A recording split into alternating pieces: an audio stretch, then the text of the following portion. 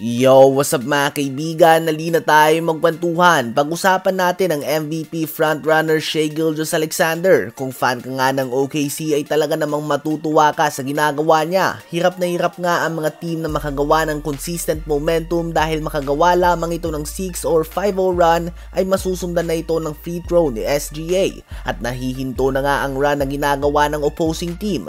Kaya naman kung ayaw mo nga na manalo ang OKC o kaya naman basketball fan ka lamang na gusto lang makanood ng basketball at hindi free throw shooting contest o madaming hinto sa isang game, very frustrating din talaga ito. Ala prime James Harden nga noon, ang pinagkaiba lang nila ay natatawagan pa din ng foul si SGA sa playoffs at gumagana pa din ang kanyang mga pasabit, habang si James Harden naman ay hindi, dahilan ng pagbagsak ng mga stats ito.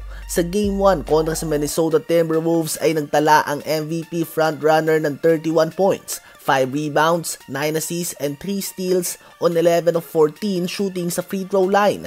Si McDaniels ay may 6 fouls in 24 minutes. Si Anthony Edwards 4 fouls in 3 quarters at may 3 fouls din si Donte DiVincenzo. Nakikita din naman natin ang mga free throw shooting numbers na ito kay Giannis. Ang pinagkaiba lang nga ay si Giannis mga kaibigan ay hard foul na natatanggap dahil hindi talaga siya mapigilan ng depensa, habang si SGA ay siya nga ang nag-i-initiate ng contact. Nasira ang game plan ng Timberwolves dahil sa mga pasabit ni SGA.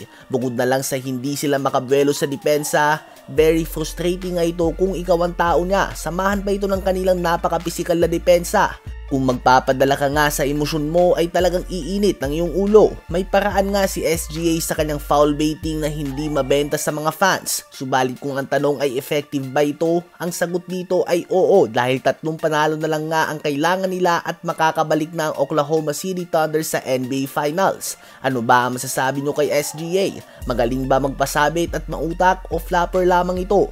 Ngayon ay tumungo naman tayo kay Jimmy Butler. Ayon sa Miami Heat legend and close friend ni Jimmy Butler ay hindi nga daw worth it bigyan si Butler ng malaking max contract kung ganito siya maglaro na halos hindi tumingin sa basket at hindi nag-iisip na gumawa ng puntos. Minsan nga daw ay hindi lang tinitingnan ni Pat Riley kung ano ang nagawa ng isang player sa isang moment, bagkus sa every moment nga daw. Masyadong magaling nga daw si Jimmy Butler para maging very passive.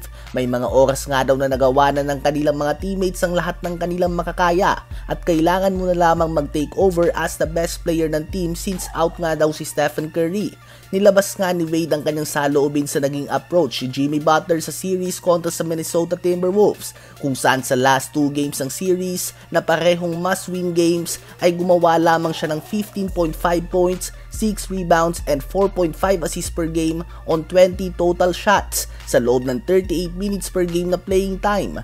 Sa palagay nyo ba ay masyadong naging passive si Jimmy Butler o sadyang hindi na niya kayang gawin ang tulad ng ginawa niya noon sa Miami Heat dahil na din sa kanyang edad?